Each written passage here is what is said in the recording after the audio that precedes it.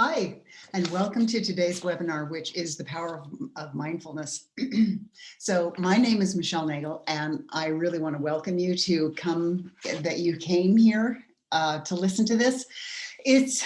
Which you hear about mindfulness all the time, and it gets to be kind of you kind of wonder, we get so many buzzwords out there. It's like, oh yeah, right. Everybody thinks they have the new best thing. But mindfulness it really is something pretty special. And we're going to be talking about that today. So who am I and why do I have the right to talk about this? My name is Michelle Nagel, and I am known as America's #1 resilience expert. I have written a book called Suffering is Optional, Step Out of Darkness into the Light, which has become an international bestseller. And I also am a success principles coach, a TEDx speaker, and a post-betrayal transformation coach. So I've worked with people for the last 35 years, which is kind of embarrassing to tell people that because that lets them know how old I am. But nevertheless, I've worked with people for 35 years to help them overcome the trauma and limiting beliefs and stuck mindset that comes from having experienced trauma in childhood or any time in your life, actually. So let's get on with our webinar. And I'm going to share my screen with you. And then I'm going to take my picture off so that it's not going to be distracting for you. So let's see. It's not like my share and play from the start. There you go. And here I disappear. Awesome. So the power of mindfulness, it really is a power. It's our own superpower. It's something that we have within us and our ability to control our circumstances to the best of our ability. So there's something that's really important for you to understand is that if you accept 100% responsibility for your life, there really are only 3 things that you can control. One of them is your behaviors. Another one is the things you believe, and the other one are the things that you think. And those are the only 3 things that you have any control over in the entire world. I mean, there's nothing else that you have any control over. No people, you don't even control your pets. They just basically do what they're going to do. So the practice of mindfulness is simply being aware of what is happening right now. So mindfulness in its theory is very straightforward. I already did the welcome. There we go.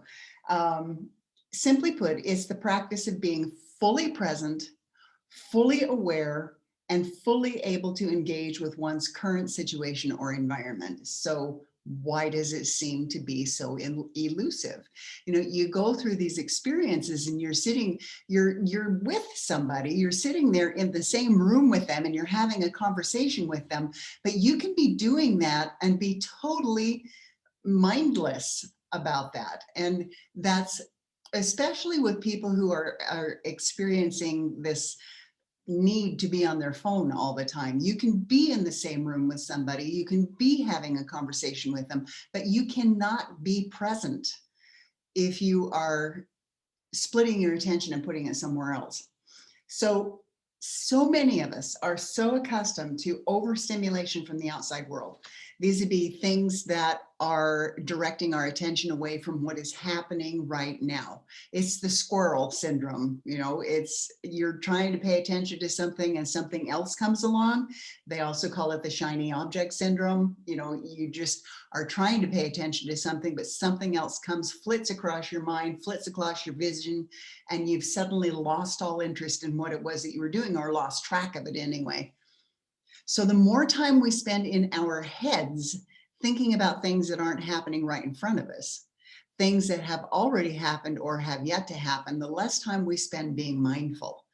And anxiety is fear of the future. So when you spend time thinking about what might happen, what might come up next, what your life might look like, that's where anxiety comes from.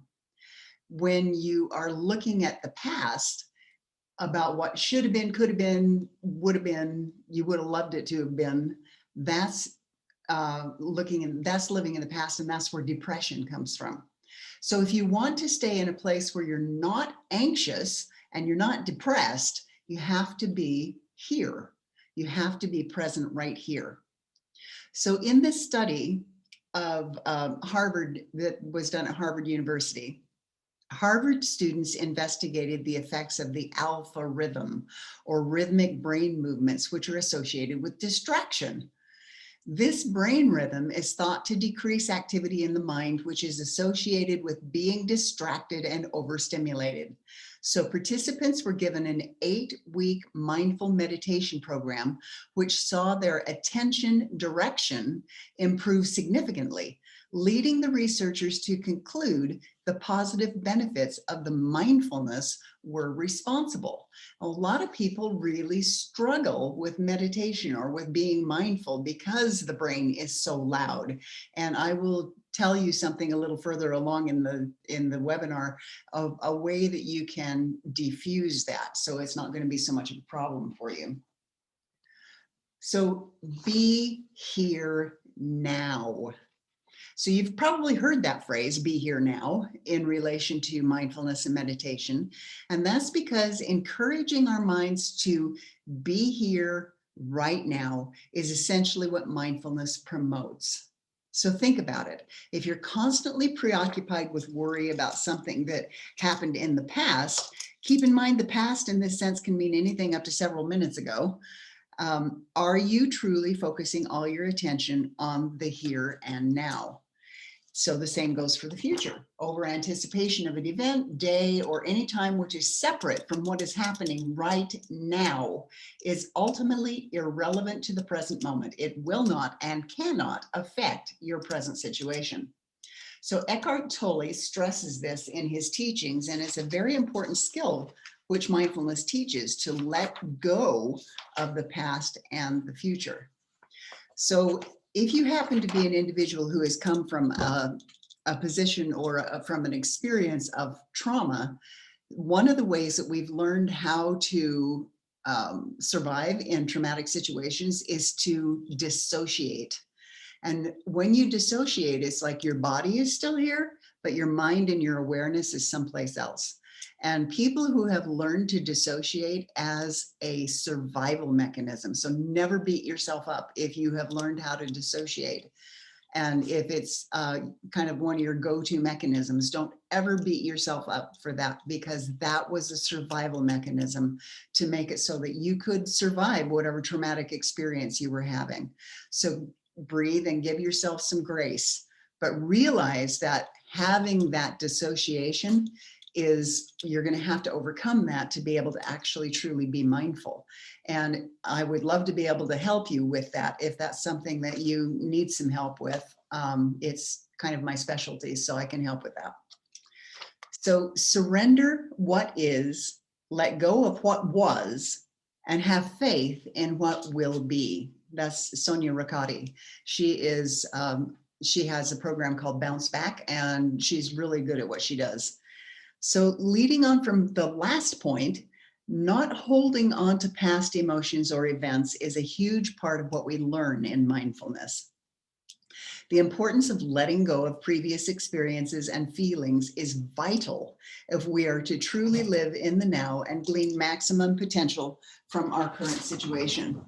One of the things that's important to understand is when you let go of an emotion or feeling, that doesn't mean you're stuffing it. It's like, I don't want to feel this feeling anymore, so I'll stuff it over here in this left shoulder and just let it be there. Well, then that left shoulder is going to start causing you problems, because the emotions need to be acknowledged and processed and then let go of. So a lot of people teach that, oh, you can just let it go. You don't need to interact with it at all. But you do need to interact with it. You need to process it. Otherwise, it will begin to cause problems for your health. And the adverse childhood experiences study that the CDC has taken over from Kaiser Permanente proves that traumatic childhood experiences will affect the health outcome of an adult as they age. So As Eckhart Tolle said, and countless other mindfulness experts have declared, thoughts aren't facts. So we need to stop thinking that they are. I'm sure you've probably seen that bumper sticker sometime, the one that says, don't believe everything you think. So how many of you have ever wrongfully believed something you told yourself without factual validation or foundation and ended up in a ball of anxiety or with excessive and needless worry? So letting go can be a very difficult skill to master, and our minds are particularly good at convincing us a thing has been let go when in fact it may not be the case. Whether it's letting go of the feeling that the need to be busy, letting go of a person, place, or experience, or whatever it is, mindfulness is the key. So here's a few really good tips. I think I'm going to give you about 3 of them that will help you with letting go. Number 1 is let go of the story. So Brene Brown, who is a brilliant woman and a researcher on emotions, talks about how she was having an experience with her husband where she was trying to tell him something and she knew that he wasn't listening. She could tell he wasn't listening. So the story she began to tell herself in her head was, I'm not important to him. He doesn't love me. He doesn't care what I'm saying. This is not important to him. And she had the presence of mind to say to him, the story I'm making up in my head is that you don't care about this or that I'm not important to you. And he looked at her like a deer in the headlights and said, huh? I was thinking about work. Were you talking to me? So he wasn't even noticing because he was preoccupied with something else. And we often do that. We make up stories in our heads about why somebody did something without actually having a conversation with them. So, you know, the whole word assume makes an ass out of you and me. It does. If you don't listen to somebody else, if you don't ask questions, if you don't actually communicate, then you start making up these stories in your head. And some of the stories, like, for example, if you feel like you don't have enough money because you haven't maybe been able to work because of the insanity of this year and last year, you may be feeling like a deficit in this fear that you're not going to have enough. So one of the things that you can use is, I am being fully supported and have everything I need right now. And if you say that and repeat that to yourself enough time, I am statements are the most powerful statements in the world because those are the statements of creation. Those are the ones that create your reality. And so if you write these stories in your head, you're going to have a lot of trouble with your relationships and with your life in general. If you don't ask questions and if you don't make assumptions, do not make assumptions. And so I'm sorry, I have a history behind that. That's why I'm so passionate about that one. Let go of stuff then. So like we've been talking about, you can't do anything about the way your parents treated you. You can't do anything about whoever cut you off as you were driving down the street this morning. You can't do anything about those things. Those are past. They were your experience and you can learn from them, but you can't change them. So learning how to incorporate the lessons into your life that those experiences have given you, and then let go of the anger or hatred or pain of having had that experience is really important. And again, that's what I do, is I help people get past their trauma. So I'm welcome you to reach out to me, and I'd love to be able to help you with that if that's something that you struggle with. And then let go of busyness, not business, but busyness. Some of us have this thing written in our head that is a good person would, or, you know, it's almost like a good little girl or a good little boy. You know, a good little girl would do this, a good daughter would do this, a good son would do this. Again, those are stories that we've written in our brain. And one of them that is often is like, if you're not busy, you're lazy. And that's really, really difficult. And so people will do a lot of never-ending tasks and the musts and the shoulds. One of the things that I tell people frequently is, you just said the word should. Stop shooting on yourself, because that is it's a terrible thing that we do to ourselves. So let go of that, for example. So you don't have to have statistics. I don't have to list them here for you to understand that the increases in instances of anxiety, depression, and various other forms of mental illness have been brought to the forefront of our awareness, especially over this last year. This and the fact that mindfulness seems to work effectively against them is a huge reason people are expressing more and more interest in it. So how does it help? I had somebody who told me that they had been an addict for 11 years, and they decided that they couldn't, when the pandemic first started and they put us all in lockdown, they couldn't stand to be alone with themselves. They didn't have their usual distractions. And so they began dabbling in their former addiction again. And it's just like, why would you do that? And he told me it's because he can't stand to be alone with himself. And a lot of people struggle with that. Some people do choose to go to addictions in order to not have to be alone with themselves, to be able to distract and numb and avoid whatever it is that's going on in their life that should be dealt with. But mindfulness can bring our attention back into the now. So you think, okay, I've been stuck in my house for a year now almost. Why on earth would I want to be in the presence of now? But symptoms of anxiety include the preoccupation with potential future events or past occurrences. It makes sense that mindfulness works, but mindfulness isn't something that can simply be achieved once and then we'll be good. So it's not like you sit down and you say, I'm going to be really mindful today. And you spend the entire 24 hours being as mindful and present as you possibly can. And then you never ever do it again. It's a habit. It's a lifestyle that is important to be able to develop.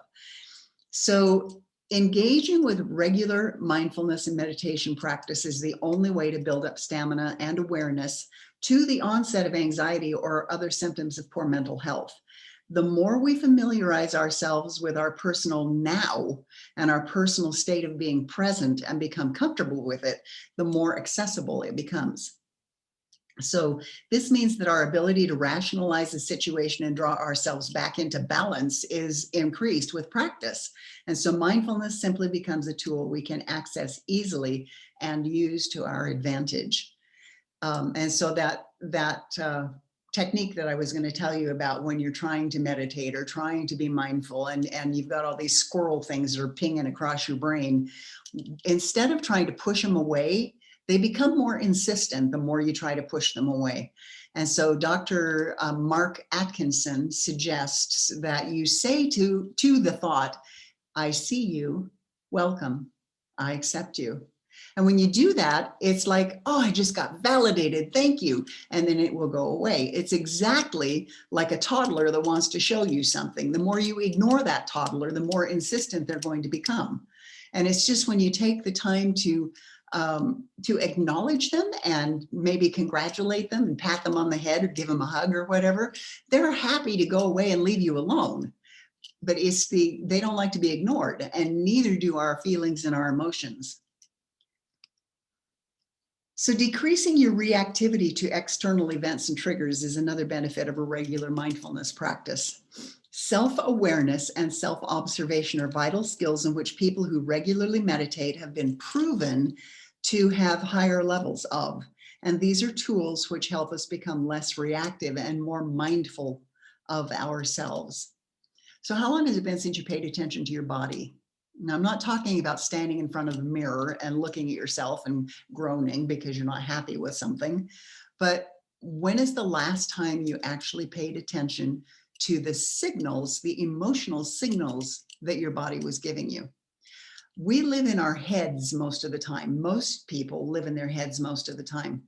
And the head is where the ego lives. And so if you think about the head, the intellect and all of that, that's usually where the teenage part of us still lives. And that's where we function from. Most people function from that.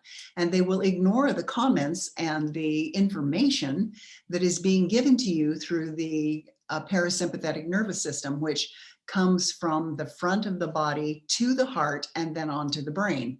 it collects all that information. And if it wasn't important, we wouldn't have phrases like butterflies in my stomach, a frog in my throat. We have, I feel like I've been gutted.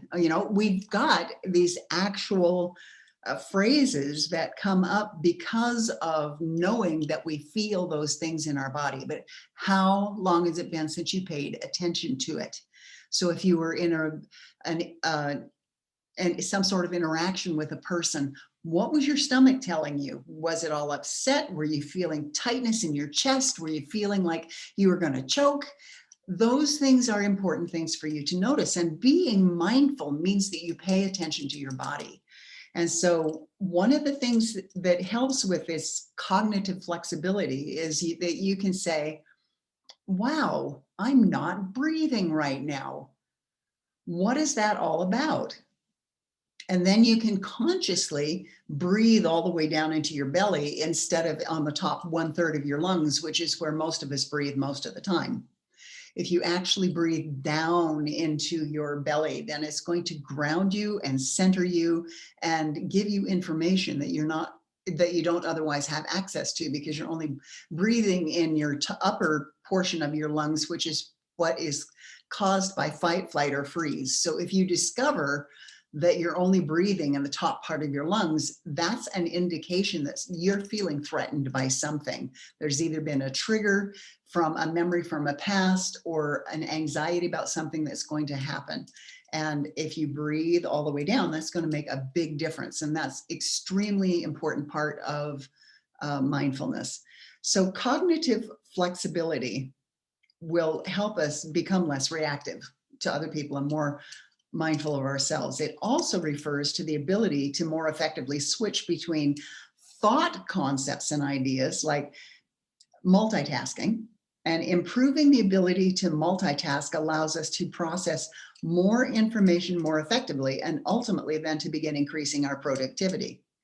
But multitasking also has its drawbacks, and there are times when it's totally inappropriate to be doing it. The overall improved brain capacity required to do multitasking successfully is where the benefits of regular meditation can be observed. So if you think about it as being better able to handle overreactive thoughts and irrational responses, I'm sure that you know somebody who could benefit from not having overreactive thoughts and irrational responses. So meditation improves cognitive flexibility. It improves your ability to multitask. But there's also, again, a problem with multitasking if you don't multitask mindfully. So when you don't multitask mindfully, it's called continuous partial attention deficit disorder. And mindfulness means that you give all of your attention to one thing at a time, but obviously you can't do that all the time. It's sometimes you have to do more things at the same time simultaneously. So if you are doing it in a mindful way, then you're not going to get scattered, you're not going to get distracted, you're not going to go chasing off after that squirrel. It'll help you be much more functional, much more grounded, and much more effective in what it is that you're trying to do too.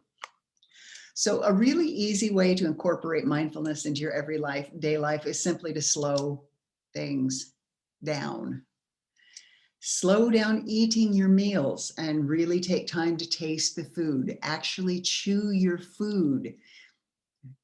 Mindfulness means that you can there's actually a mindfulness exercise that you do with a raisin. It's like you explore the raisin, you explore the taste, you explore the consistency, what it feels like, and then what it's like when you swallow it. I mean, it's just pay attention to what you're eating and what you put in your mouth. A lot of us are so busy all the time that we're on the run and we just, grab something as we go and we're stuffing our faces while we're doing something else, not paying attention to the fact that your brain might have said quite some time ago, hello, I'm not hungry anymore, but we still continue eating. So slow down your walk to work or college and take time to notice your surroundings. Even if you're still working at home, then slow down your walk from your bedroom to your office. Slow down your quick responses to interactions. So many times you can actually diffuse an argument by taking a deep breath and not responding immediately, by taking the time to ground yourself and go, oh, how do I want to respond? Instead of this, flash in the pan kind of anger or reactivity. So whatever you're doing and wherever you're going, challenge yourself to observe one new thing every day, and you'll be amazed at how much calmer you feel. When we slow down, we automatically become more mindful and our attention gets more focused on the task at hand. This not only optimizes the levels of productivity, but also your enjoyment levels. So there's several methods which are effective in helping us to slow down and boost mindfulness, some of which include breath control, getting sufficient sleep. Even though many of us have ended up being locked down for such a long time, we're not sleeping properly. So this anxiety is keeping us from sleeping. We don't have to get up and go to work in the morning maybe. So maybe we stay up later watching movies or playing games or doing something. So we need to get into proper sleep hygiene and get back into your sleep habits, and then minimize distractions. So slowing down not only helps the way we move our bodies, but it also helps our mind. And this is vital if we're to understand and reap the benefits and importance of mindfulness. So for many people, breath work, or pranayama, as it's called in yoga, is a vital tool which helps them to slow down and become more mindful.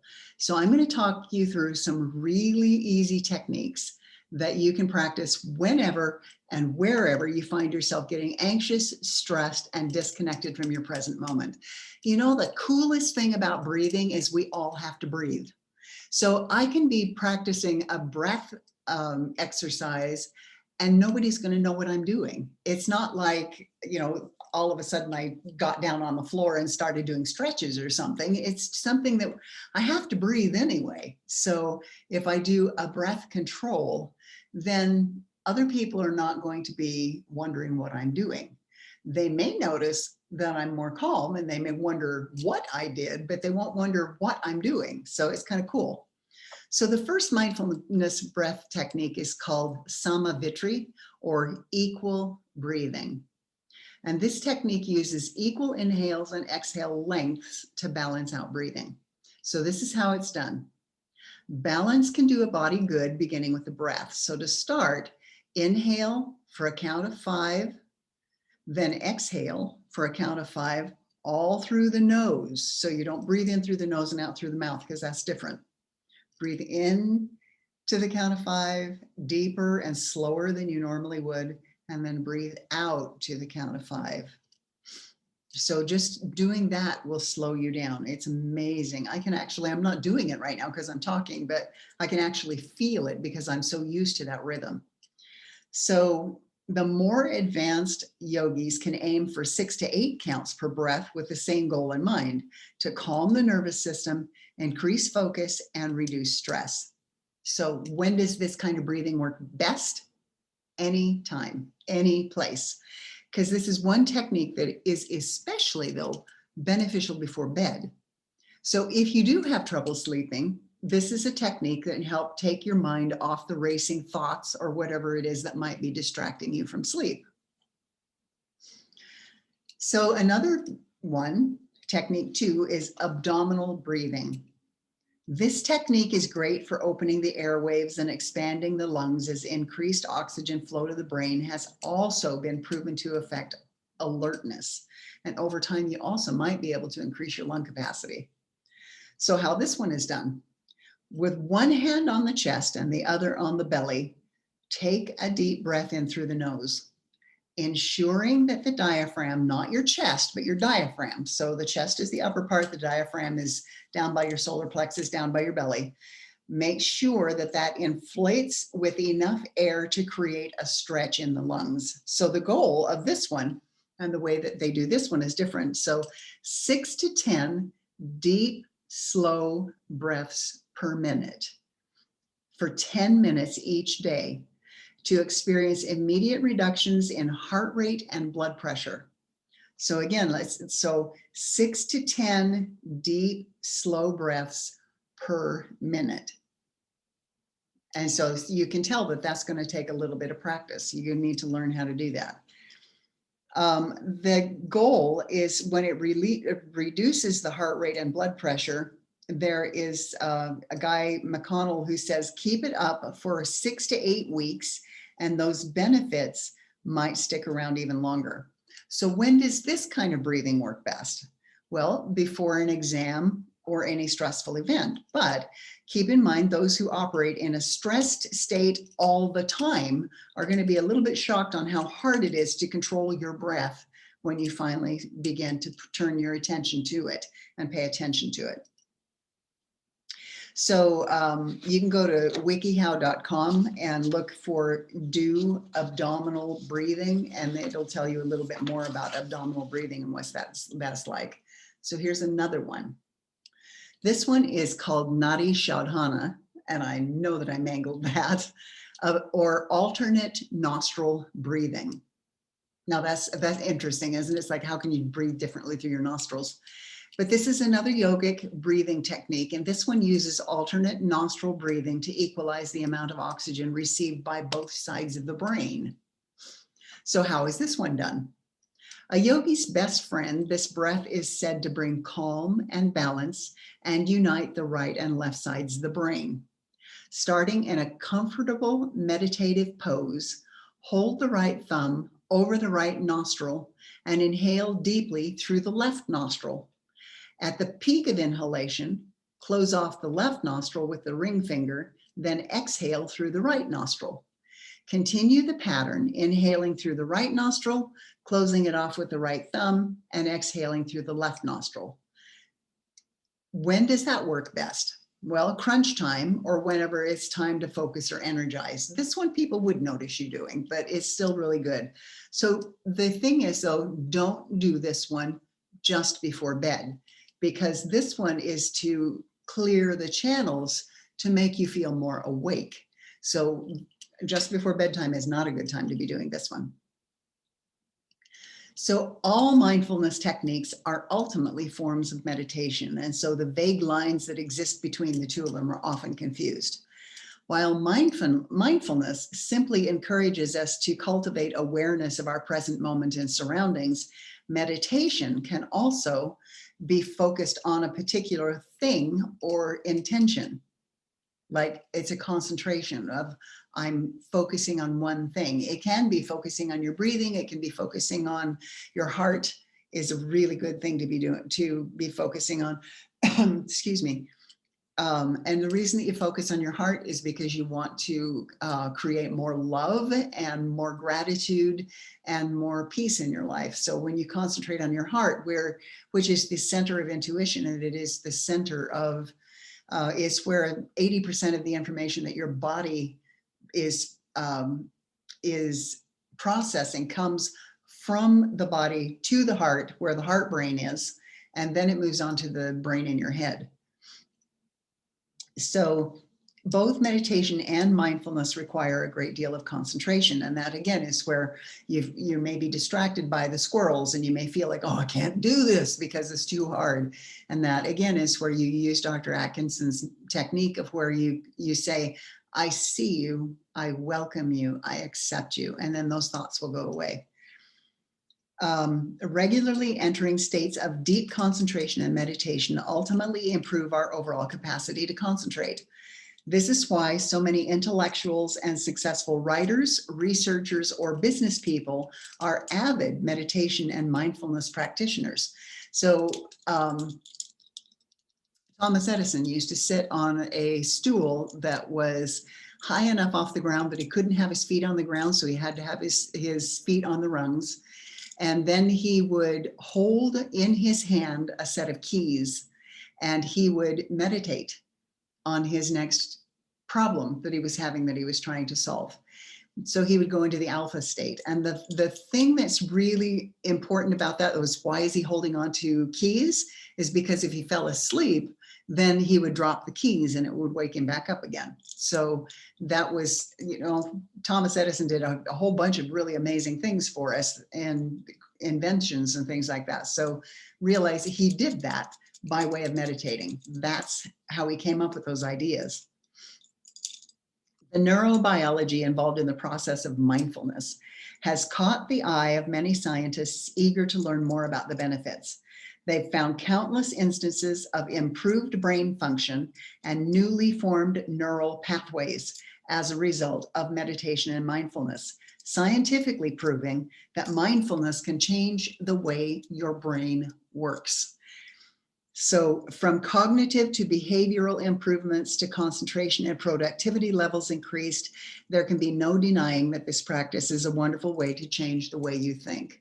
Many people struggle with going over and over, like getting their brain stuck in a loop, and they replay in their mind some sort of trauma or tragedy or injustice or something, and they'll replay it in their minds over and over and over and over, and it causes your neural pathways to be deeper in those areas. It will cause that memory to be more quickly brought to mind. It's going to be become your default rut that your brain falls into. And this neuroscience has proven that mindfulness practices and meditation practices can actually rewire your brain. And they used to think that your brain was absolutely completely formed at age 6 and you could never change anything about it. But thank goodness they finally figured out that the brain is plastic and you can change it all the time. And you can consciously choose to change your brain and your mind by doing these techniques. So mindfulness, yoga, and meditation are often associated with one another, as they all deal with similar intentions of bringing the body and mind back into a state of balance. So while it's almost standard procedure to include elements of meditation and mindfulness in a yoga class, both mindfulness and meditation can be taught independently of yoga. Both practices concern themselves with cultivating awareness. Yoga is awareness of the body, and meditation is an awareness of the mind. Thus, I'm sure you'll understand that combining the two practices can make for an extremely effective method for obtaining self-awareness and clarity.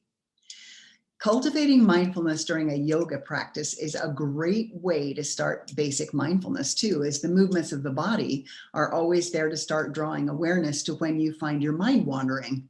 Mindfulness is in everyday life is a similar focus and awareness to what is happening around us. Yoga also will keep you young. It keeps people youthful. I have a friend who is, I think she's 65 now. She can do one of those yoga things, you know, where the entire body is supported just by the upper arms or by the arms. And I look at it and I was like, how do you do that? Well, she's been doing yoga since she was 13, so it's very easy for her. She's incredibly youthful. You would never know how old she is unless I just told you. So mindfulness is as important for kids and teenagers to learn this skill as it is for adults, because it not only benefits concentration levels, behavioral issues, but increases self and body awareness, compassion, and understanding.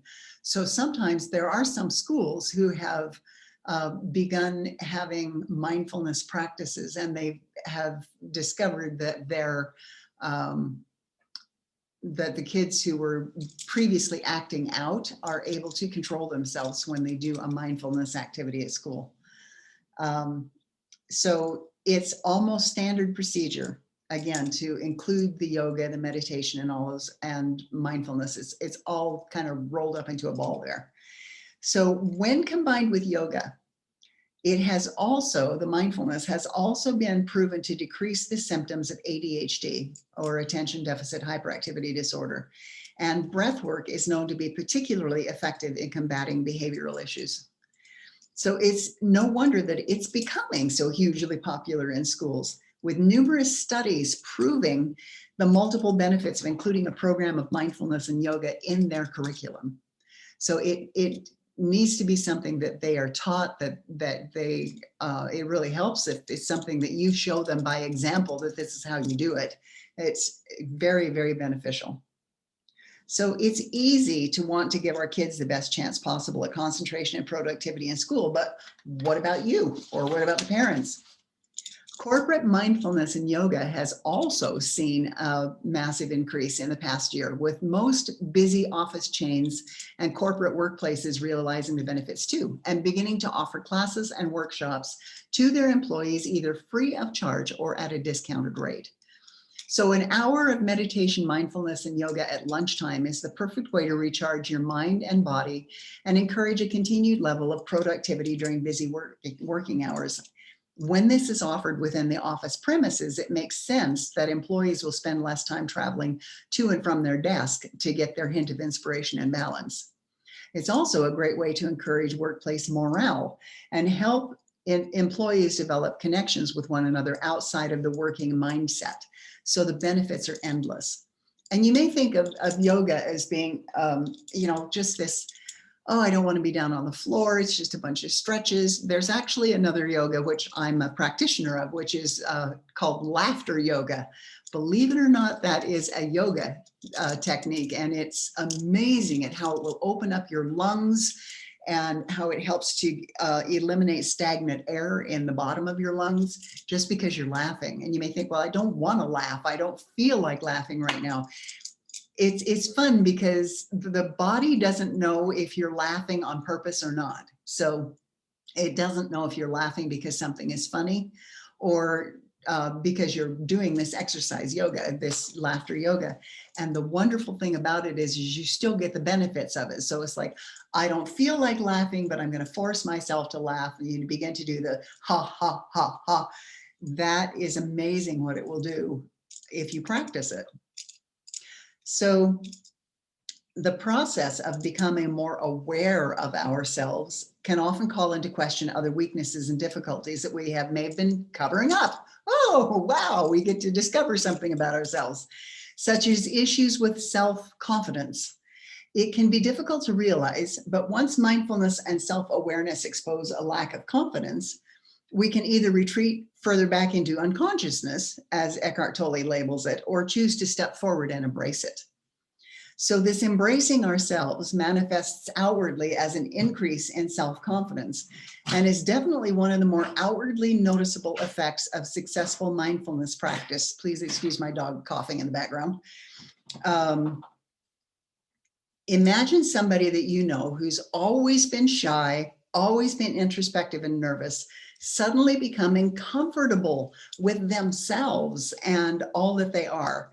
This is the power of benefit of mindfulness and acceptance. So if you're sitting there doing a mindfulness practice and you imagine the pure love of God or the universe or whatever your higher power is just pouring into you in this bright white light and absolutely filling you with love, you can see that that would actually change the way you present yourself to the world. Because if you are able to feel completely surrounded and completely filled with that kind of love, then it doesn't matter what everybody else thinks about you. And it will help you have much more confidence.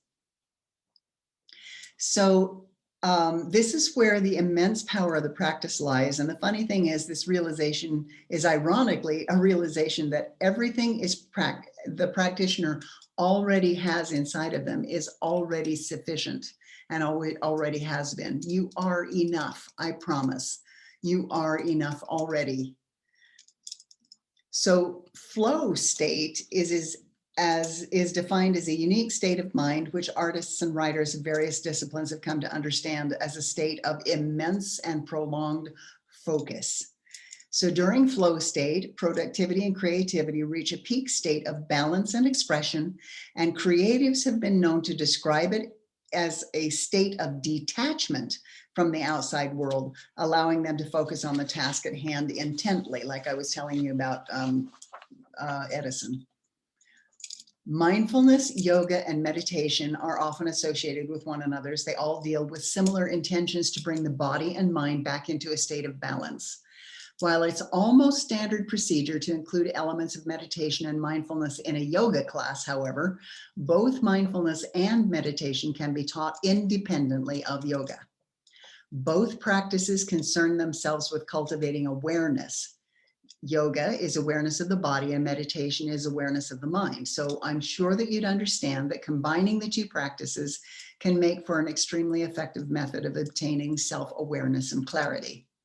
Cultivating mindfulness during a yoga practice is also a great way to start basic mindfulness too, as the movements of the body are always there to start drawing awareness to when you find your mind wandering, as in bringing your mind back to your breath. How am I breathing? Am I breathing deep enough? And concentrating also on your heart. Mindfulness in everyday life then is a similar focus and awareness to what is happening around us. Excuse me. So the flow state, I already talked about the flow state, sorry about that. So mindfulness and meditation are also the stepping stones to being able to enter into a state of flow intentionally, do it on purpose. By practicing directed thoughts and awareness, we cultivate a sort of stamina for our mind to maintain this state for longer, and thus practicing a state of flow. I love it when I'm able to reach that state when I'm trying to write something. It's just wonderful.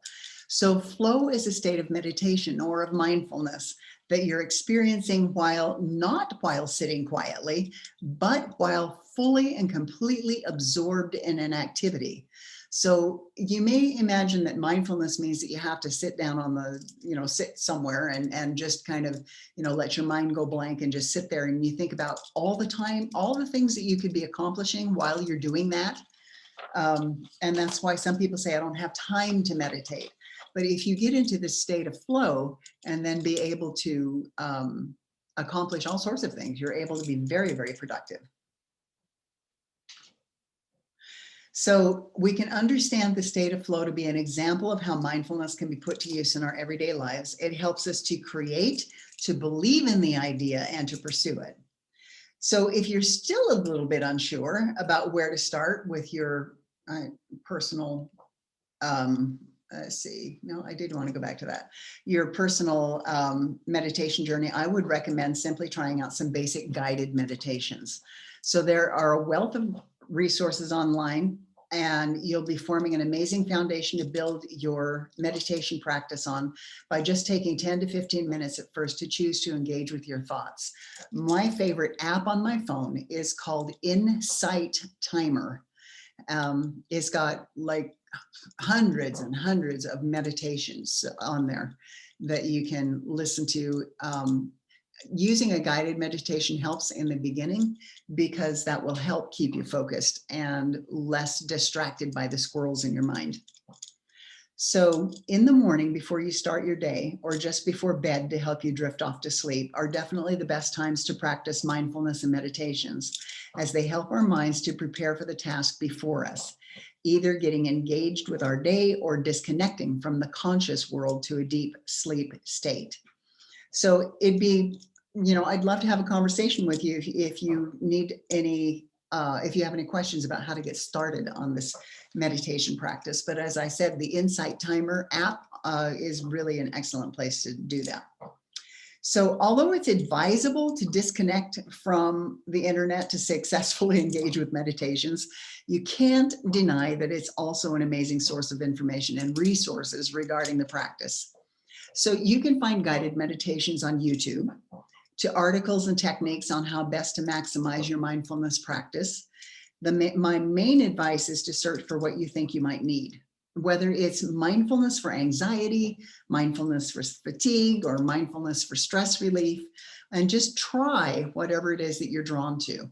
If you get just a minute or two in, or even just a moment or two in, and say, no, this doesn't work for me, don't give up on mindfulness and meditation.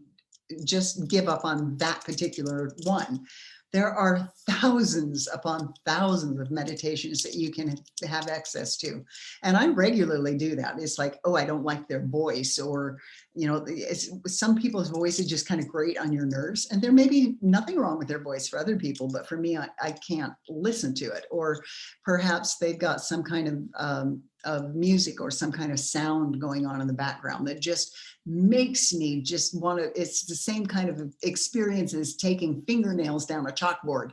Well, then instead of saying this doesn't work for me, I find something else. So please keep yourself open-minded and continue looking for other ways that might be helpful to you. So there are lots of apps emerging which aim to promote mindfulness and meditation. There's also an app called Headspace, which works, well, I would say it's about the same as Insight Timer. But so if you're still unsure, and let's face it, most of us are when we first begin meditating, if you take nothing else from this webinar, please at least let it build the confidence to just try it. So start small, 5 or 10 minutes a day, and then gradually start to increase it. Make up your mind and stay put for that long, and notice the fluctuations from day to day in your breathing, your attention, and your energy, and also how you feel. Don't beat yourself up if it doesn't quite work the first few times, as there is no such thing as a bad meditation. It all helps us to delve deeper and cultivate awareness, even if it's only half a second at a time. So there's really the concentration that you take of taking your mind from the outside world and bringing it inside. Just the small moments that you do that are beneficial. So the more busy and distracted and uneasy you are, the more you need to meditate.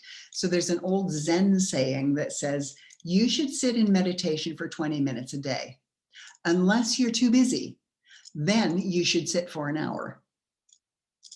So if you have any questions that you'd like to answer, or if you feel like you need me to clarify anything we've covered, please feel free to reach out to me. And you can private message me at michelle@isoulshift.com if you would like. I would love for the opportunity to help you overcome the trauma that you've experienced, whatever's keeping you stuck. As I said, I work with childhood traumas, traumas throughout the life, and also betrayal trauma. A lot of people are unable to move forward because of the betrayal in their life, and they don't really understand exactly how that affects them. So I'm going to stick, let's see, I'm going to put my video back on, and I'm going to stop sharing this. So thank you so much for coming and paying such close attention to the webinar today. I love sharing this information with people because it can change your life. And it's amazing the changes that I've experienced in my own life based on my willingness to start paying more attention to my body, to my breathing. I really realized, actually, I was taught incorrectly how to breathe as a child, because for some reason, back in the dark ages, they actually, I've found other people who went to school in different parts of the country. So it wasn't just my school. It was actually, it was something that they were teaching at the time, which doesn't make any sense at all. It's like they believed that you were only supposed to breathe with your upper chest. You weren't supposed to breathe. So like with your lungs alone, you weren't supposed to breathe into your belly. And so they said, well, you can't breathe into your belly. If you breathe into your belly, that gets so that you get air in your stomach, and it causes you to be gassy and have all kinds of problems with that. So you have to practice breathing just with your lungs. And so I learned how to breathe just with the upper part of my body. I didn't learn how to breathe down into my belly. And when I finally learned how to breathe into my belly, it's like, oh my goodness. It's like all of that oxygen rushing to my brain is like, wow, I can actually think now. I can actually process things now because I have more opportunities to be able to actually breathe. So we oftentimes are taught incorrectly, but if you think about it, what is the diaphragm down there for? The diaphragm is underneath the lungs, and it's in the belly area. And we are supposed to expand the diaphragm because it causes the lungs to fill up more. And yeah, your belly's going to move because you're built that way. That's the way you're supposed to be. So Thank you again for coming to the webinar. And if you have any questions, again, you can reach me at Michelle with 2 L's at isoulshift.com.